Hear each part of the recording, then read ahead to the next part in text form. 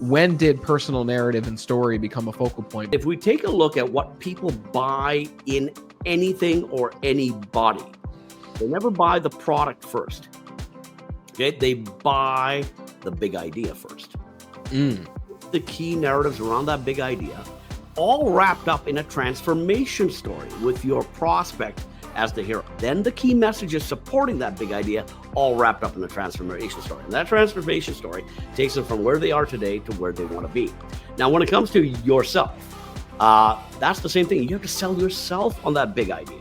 Until somebody buys into your story, the big idea, with the key messages, all of that wrapped up in that transformation story, until they buy into that, they won't buy anything else. In your opinion, what is the power of this thing that we call personal narrative? Well, the power, the only way we can understand our world is through the stories we tell ourselves about it. So identity, in order for it to be formed, it has to have story behind it. So anything you have, where you came from, what you do, where you're going, who you are, all these things can only be related to yourself or other people through a narrative of some kind. And there's multiple narratives. They integrate together. They form part of an identity narrative complex, right? So it's all these stories together that form your identity. And the core of that identity is beliefs and values, right?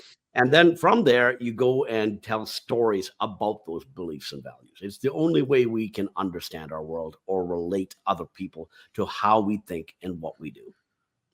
Is this something that most people from your experience are doing in a conscious way, a subconscious way? Are there people who don't have a story? Is there benefit to not having a story, or do we all have a story that we're sharing whether we realize it or not? Well, we all do it subconsciously. Otherwise, we can't function in society, right? We have to do this. We can only relate to society, any people, any institutions by the stories we tell. And you said it earlier, are we underdog? Are we the up and comer? What is the archetypes that we really gravitate to in the way of how we see ourselves in the world? So we all do it subconsciously.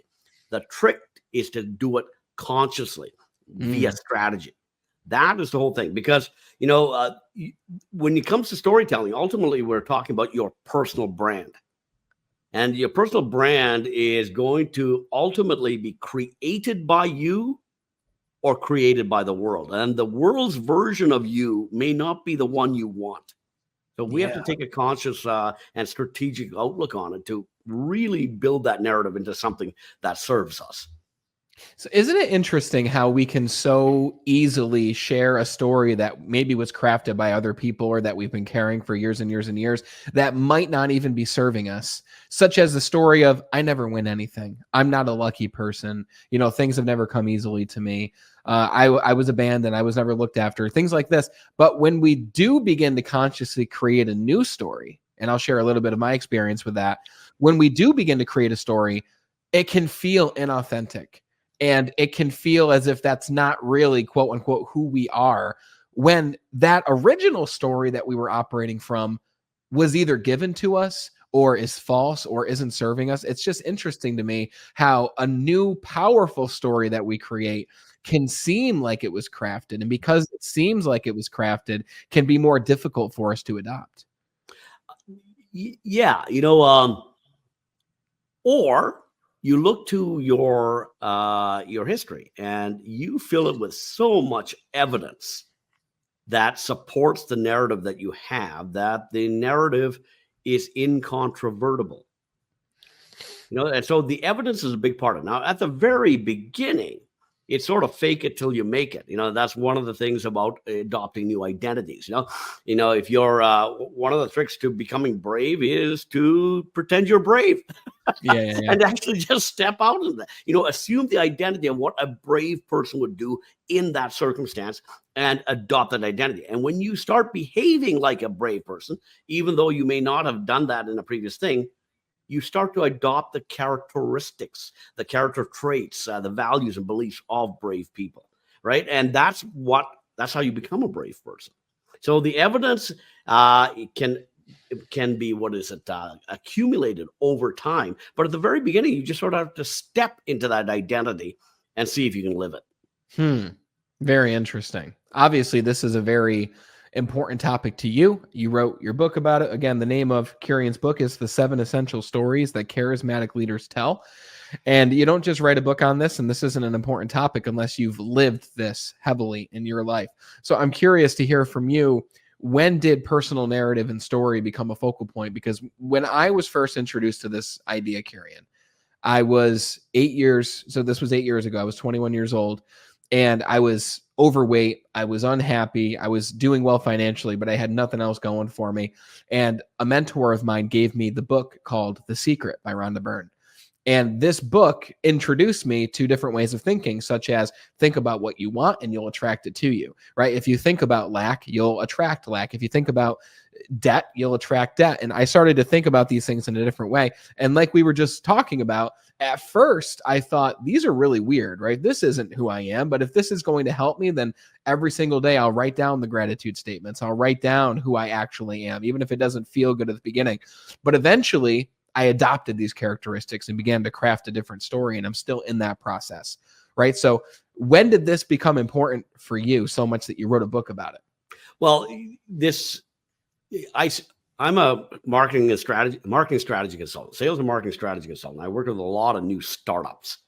And when it came to these startups, none of them, they're all run by engineers and scientists and, various types of very educated people out of the university. A lot of them came from that background. And none of them went to school to learn how to sell themselves or sell the company. So they were actually forced into a situation where they are now having to sell their idea, sell the opportunity, sell people on joining them in their company. And because they had no real background in sales, we needed to come up with a different method for them to do this naturally. And the most natural method is that we have to create, we tell stories. And if we take a look at what people buy in anything or anybody, they never buy the product first. Okay, they buy the big idea first. The key narratives around that big idea, all wrapped up in a transformation story with your prospect as the hero. Now, your prospect may be your future spouse. It could be that, great employee you want to bring over to your company. It may be that whopper client that you want to land, right? So all of these people, what they have to buy into first is the big idea. Then the key messages supporting that big idea, all wrapped up in a transformation story. And that transformation story takes them from where they are today to where they want to be. Now, when it comes to yourself, that's the same thing. You have to sell yourself on that big idea. What is that big idea? And it might be, I want to lose weight. I want to put on muscle. I want to make more money. I want to attract love. And then there's a series of stories that go either counter to that or, or support that in order for you to move forward to that goal. But it all starts with a story. It doesn't start with a tactic. It doesn't start with a strategy, unless that strategy is create the story. Yeah. Until you buy into that story, until somebody buys into your story, the big idea with the key messages, all of that wrapped up in that transformation story, until they buy into that, they won't buy anything else. Right? They can't, because they don't believe you. So that's the first place that you have to start for anything that you want to attract into your life. Okay. So we've got this big idea, right? We've got the product. So let's say that you can have an item as a product, a service as a product, but let's talk first as ourselves, as the leader, as the product. Okay. And in order for us to help serve others, we have to serve ourselves. We have to take care of ourselves before we have to respect us before others respect us.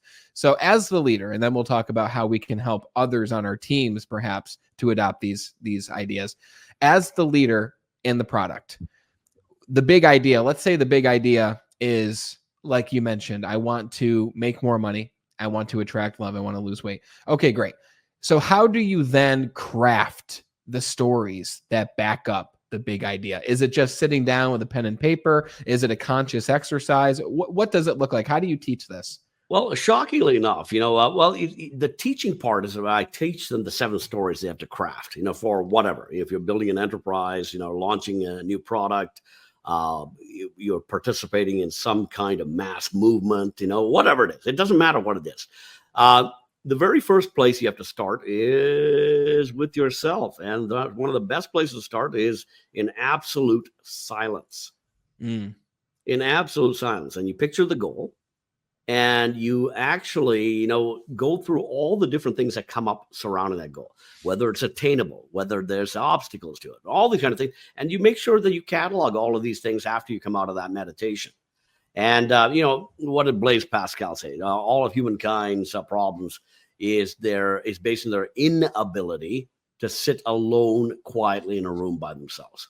Wow. And that, some of the best ideas I've ever come up with, regardless of, how much stress I was in or not, have been where I was able to dissolve myself from the outer reality and go within and go to a mind state where it is clear. It is clear, it is unaffected, and I put the seed of the question into that blank space, that void, right? And let me tell you, that's a very difficult thing to do because your mind is full of chatter. The Buddhists will call it monkey mind. Yeah. And it's a very difficult thing to do. I can do it for very short periods of time, but when I do it properly, all sorts of things happen at that point. I am a true believer in the philosophy that your reality is a perfect reflection of the state of your mind.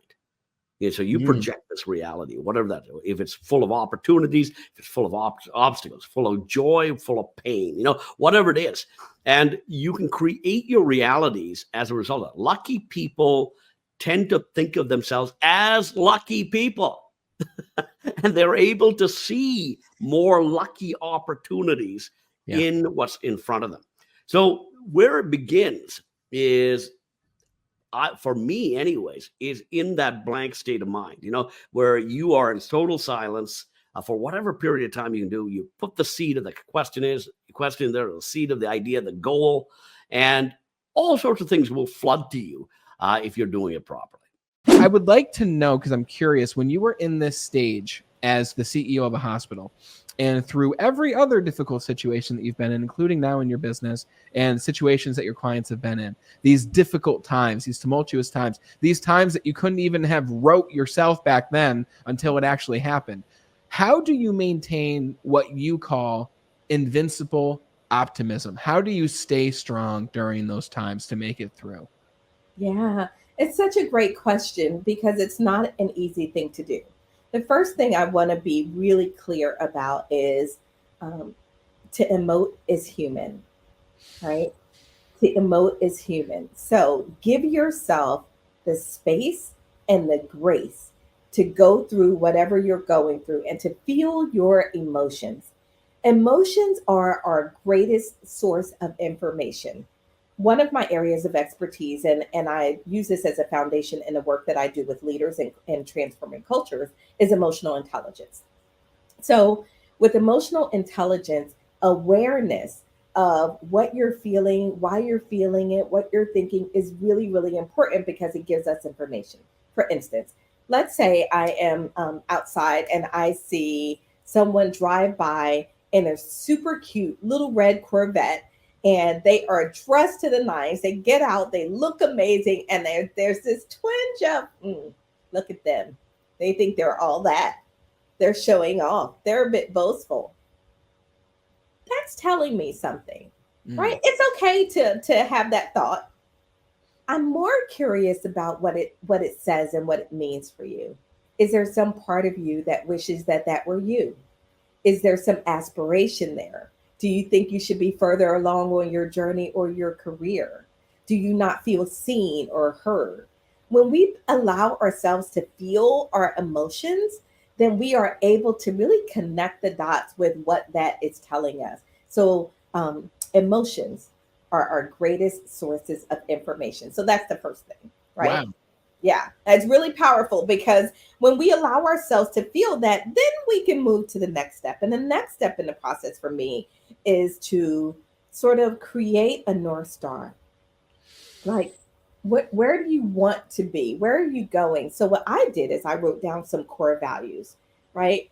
My core values are to always be authentic, to be persistent, to go through my obstacles or over them or around them, but knowing that the obstacle is the way, right? We have obstacles and challenges, but it is the way to success. So don't try to avoid those obstacles. Lean in, understand what that's bringing and the magic that's on the other side of that for you.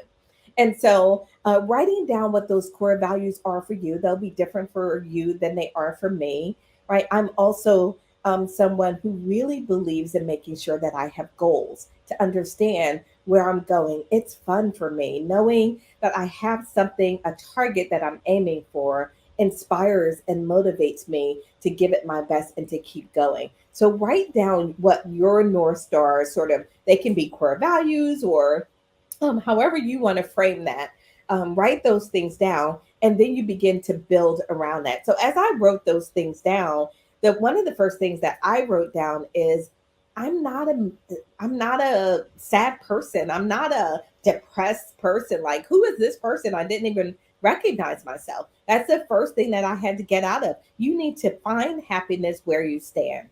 You need Mhm. to choose happiness where you stand. Yes, those situations didn't work out in the past, but there are no guarantees in this life. I'm not 10 years old, right? Nobody said, here, this is how it's going to be. It is what it is. And we are, as adults, we're able to handle it, recognize it, and navigate it so we can move forward. So, one of my other core values is to never be stuck. And I encourage this in my executive coaching with all of my clients.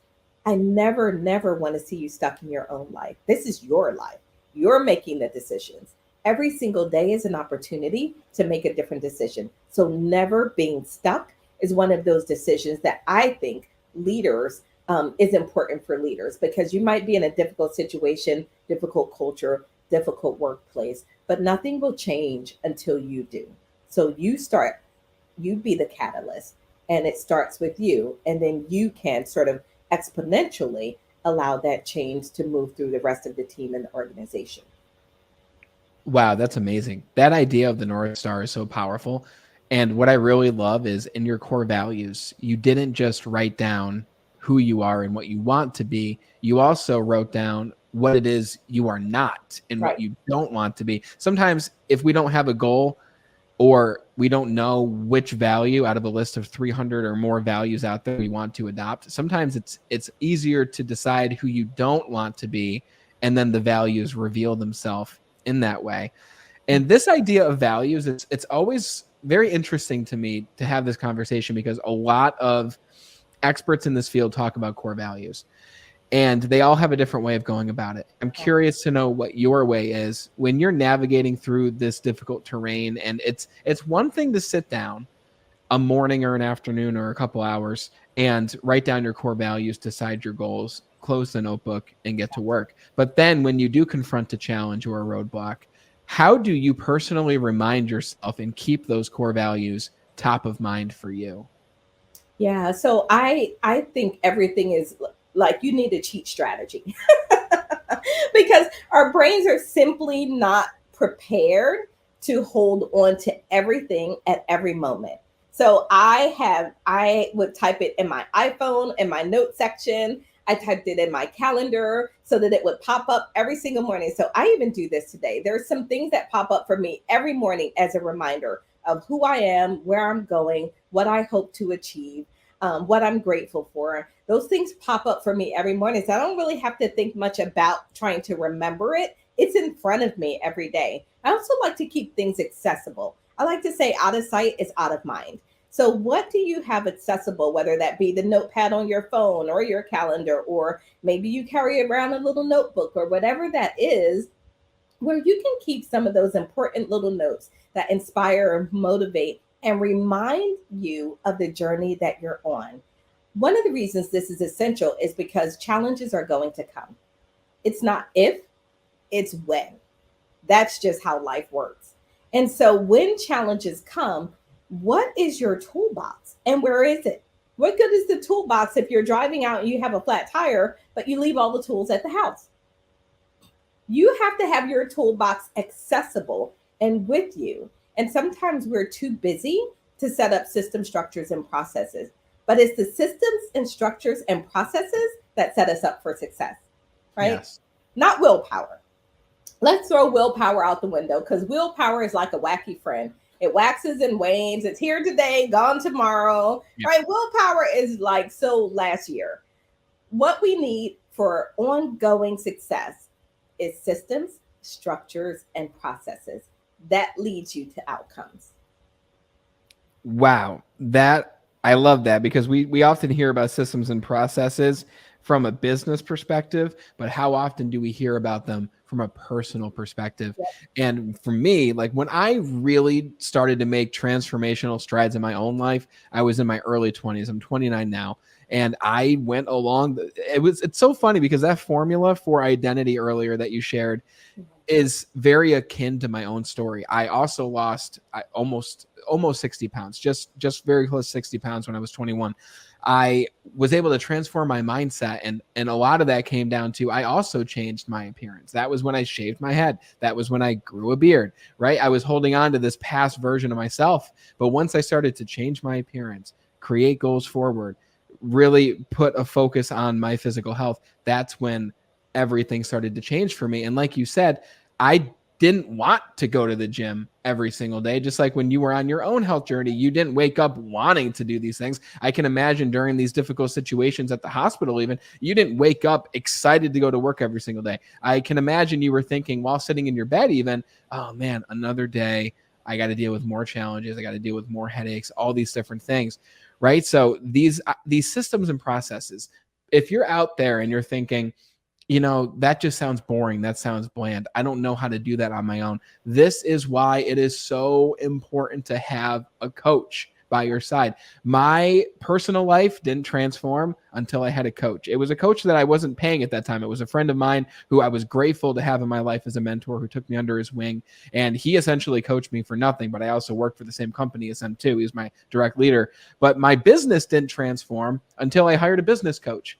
And it was a large investment. And I was like, am I ready for this? And thank God I pulled the trigger and I figured out how to make it work, because it transformed my entire business. So if you don't know how to implement these systems and processes, grab yourself a coach. And if you're resonating with Rhonda right now, Rhonda, you are a coach. And I'm excited to talk about what that looks like specifically for leaders and executives. But let's talk about culture now. Okay. Transformational culture. What does that look like? Is it the same for each organization? Is it different? What is the transformational culture? Yeah, so a transformation of your culture is really about deciding where are we now and where do we want to be. So it is different for every organization. Some organizations are just trying to transform the way that we communicate with each other. Some organizations are trying to transform the way that we deliver service for our customers and clients and patients. Some organizations might be trying to transform sort of flexibility and the way that we engage with each other in the workspace, and our the way that we now integrate a remote team with what used to be always a traditional team, right? So the transformation is very, very different. And one of the things I do as a boutique leadership development organization is I help to identify where organizations are today. And then we identify where they want to be. And that's where we identify the gaps, right? So, okay, so this is where you are today. These things are working for you. Let's talk about these things that are maybe not working for you as well. And is that the goal? And if so, then we can put together a roadmap and a strategy for how we want to get there and transform their culture. At the end of the day, I talk about modern magnetic cultures. Modern magnetic cultures is where leaders and employees want to be. It is where they can thrive. They feel heard, valued, seen, respected, understood, and appreciated, right? So when you are able in today's complex and crazy world to create a culture where people want to be, that is a very, very powerful way that you can gain a competitive edge. And when you have a competitive edge, it is what can support and guide your bottom line. So I think that part is really, really important, understanding the role that your people play. Surprisingly, most people don't really want to be at their organization. That's a sad, sad fact. Yeah. But organizations need to pay attention to it, because if your people don't want to be there, then they are doing what they need to do to get by. They are not using much discretionary effort. They're definitely not going above and beyond. They're not very engaged. They're not satisfied. And as a result, you are not getting what you could be getting from them. What can you only learn about leadership from spending 2 decades in the military? Because we have a lot of leadership experts who come on who are fantastic, who rose up in the corporate world and they learn leadership from that. What is something that maybe you believe you can only learn from spending 2 decades in the military when it comes to leadership, at least from your experience? Yeah, so I'm a firm believer that leadership is leadership. Doesn't matter where you learn it, doesn't matter where you practice it. Those principles are transferable to whatever profession you decide to use them in next. And I kind of proved that. I did 23 years in the Army as a combat arms officer, fought our nation's wars. And then when I retired, I ran a food bank for 2 years. You don't get any different than that. That's 180 degrees difference. And I used the same principles, had to communicate them a little differently than I did with soldiers, but the principles are the same. The one thing that I think is very military centric, at least for me, was the self-discipline piece of it. You know, you always had to set the example. You always had to be on time, in the right uniform, in the right place, prepared to do what you had to do. And I think that was one of the things that the military certainly, I was always fairly self-disciplined, played sports, and so I understood those things, but certainly doubled down in the military. The importance of being where you're supposed to be and doing the things you're supposed to do, even if nobody else is going to check up on it. They are going to check up on it. They are watching, because they always are. But that's not why you do it. You do it for the right reason. So I think that's the one thing that I took out of the military, was it even made me more self-disciplined than I was before. That's great. Yeah, I learned self-discipline from my father. I wasn't in the military, but my dad and my mother worked all throughout my upbringing. He was a construction worker, and he still is. And my mom was a daycare provider and a waitress, and they always showed up on time. They did what they had to do to provide. And now my father has a successful construction business. So I learned it by watching. But I know there's a lot of people who might not have the luxury of having a set of parents that they can learn from, or a role model that they can learn from, maybe even a teenager who's watching the show right now. When it comes to self-discipline, if we can dive into that just for a second. So you mentioned a couple different things. You mentioned showing up on time. You mentioned dressing to the T, right? Being well-dressed, being well put together. How else would you describe self-discipline, and how can one build their self-discipline without going to boot camp or joining the military? Yeah, and you can. And I think it's so important. And there is a huge difference between discipline and self-discipline. Discipline is somebody standing over you, telling you what to do, when to do it, how to do it. And we need that as well sometimes. I mean, I got that. And I've had to do that to some people, not many, but few. Self-discipline is you deciding that you have to do the right thing. And my father always used to tell me, growing up, he said, "Son, discipline yourself so other people don't have to." Wow.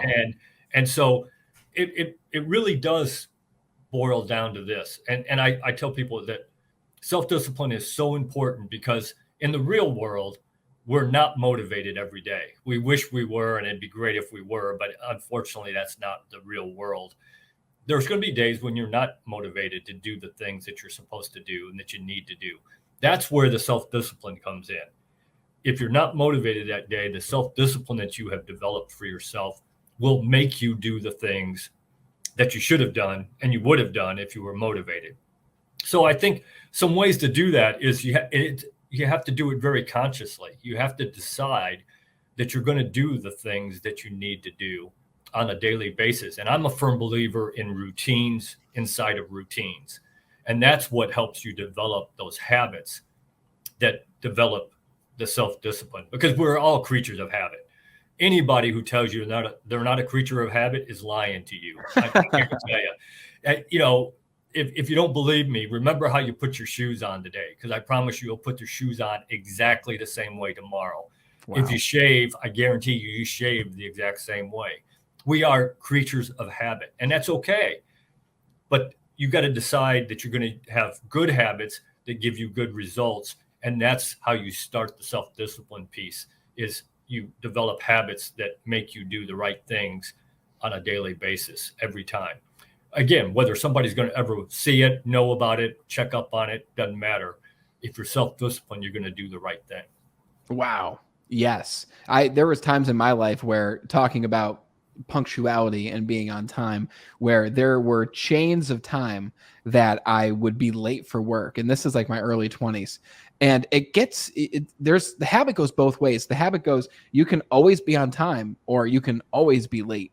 And right. I will say, it's not easy to break that. It's not easy to break the pattern. You have to really ask yourself, what is my routine currently that is causing me not to be on time? Or that's if right. It's the gym, which it was for me at a certain point, what is the current routine I have set that's causing me not to go to the gym? And the answer was, my clothes weren't laid out for me. I'm not giving myself the extra 45 minutes to wake up in the morning to get myself ready and go there so I have the time. So it goes both ways, that the habit of discipline. Absolutely it does. You know, Vince Lombardi had a great quote.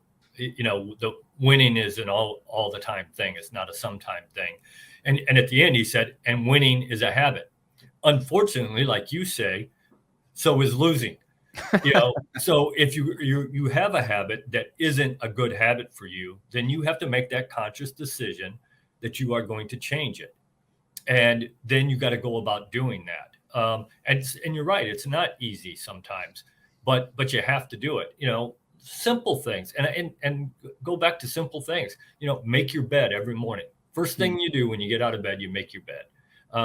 I do that if I'm in a hotel on a speaking engagement. Really? In the morning, I make my bed. That's the first thing I do every single morning.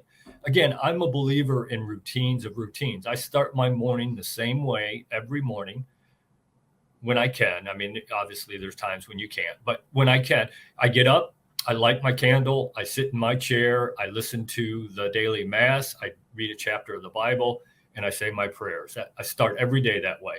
And I end every day exactly the same. I read 10 pages of whatever book I'm reading at that point. I write in my journal, because I'm a huge believer in keeping a journal. And then I reflect on that day's activities, whatever I did that day. What did I do well? What did I didn't do so well? Even the things I did well, how could I do better? I think reflection is huge in building your success. I think it's huge in building those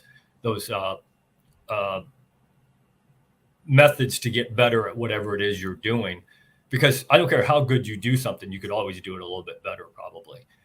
So I think routines inside of routines is what helps develop your habits, which then develops your self-discipline. That idea of making your hotel bed after you stay in a hotel, I've never heard anyone say that before. I've heard make your bed, and I do make my bed every single morning, and I feel pride whenever I make my bed, because it's like, okay, cool, I did something. And even if I didn't do something the rest of the day. Exactly. And I stay in a lot of hotels, and I have never made my hotel bed. But now I think about it and I ask myself the question, what's the difference in making my hotel bed than my own bed? I still stayed in that bed. I took ownership of that bed for the time that I was in that bed.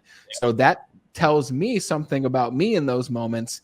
And I just wonder how things could be different if and when I start making my bed at hotels. I love that. That's very cool. Yeah. So again, you know, it's a habit for me, and it's that routine inside the routine. So I try to keep everything as much as possible when you can, make them a routine inside of a routine, and that develops that self-discipline in you. Yeah, 100%. When did journaling become important for you? And when you're journaling, what do you like to reflect on? Yeah, so I've kept a journal, and people don't believe me when I say this, but since about the 5th grade, I've kept a journal. Wow. And you know, I look back on those and you laugh at some of the things you put in there, especially at a young age. but I've kept a journal just about every day of my life for all those years. And you know, I actually keep two different journals. I keep my personal journal that, you know, my wife says nobody will ever want to read because it's boring. You know, and I keep things like when I get up, when I go to bed, any big event that happened that day. Then I keep a leadership journal, and that came about. I had the privilege of listening to Lieutenant General Hal Moore, and I don't know if most people may not know who he is, but he is the guy. We Were Soldiers Once and Young. That movie was made after that Vietnam battle, and Mel Gibson played him in the movie. And I got an opportunity not only to listen to him once, I got an opportunity to listen to him twice. And the first time I was sitting there going to listen to him, I'm sitting in the front row of this auditorium waiting for him to walk out. My boss walks by me and says, "Oak, what are you doing?" And I said, "Well, sir, I'm waiting to listen to General Moore." And he said, "And you don't have a notebook to write something down?" He said, "Probably one of the greatest combat generals this country's ever produced is getting ready to talk to you, and you don't think you need to write anything down? Shame on you." And he walked away. Never happened again. I don't care if I go. 2 weeks ago, I was at a fiduciary association conference. I was the keynote speaker. I spoke first, but I sat through a bunch of other breakout sessions and presentations. I love doing that. I have a notebook that I'm writing down stuff, because I don't care how long you've been doing this, you can always learn something. And I write down key things, and then I go back and I put that in my leadership journal. I put quotes that I like, that I see or hear that I like, that I put that in my leadership journal. I put decisions that I've made, and then how those worked out. Was it a good decision? How could I have done a better job? And I actually go back every once in a while. Every time I changed jobs throughout my career, I would go back in and I'd look at some key things that I thought would help me in my new job. So I think it's important to keep a journal, and reflect on. I tell people, reflect on your daily events, but certainly reflect back on any major events that you have. If you're the one planning a conference, how did it go? What decisions did you make? How could you have done it better?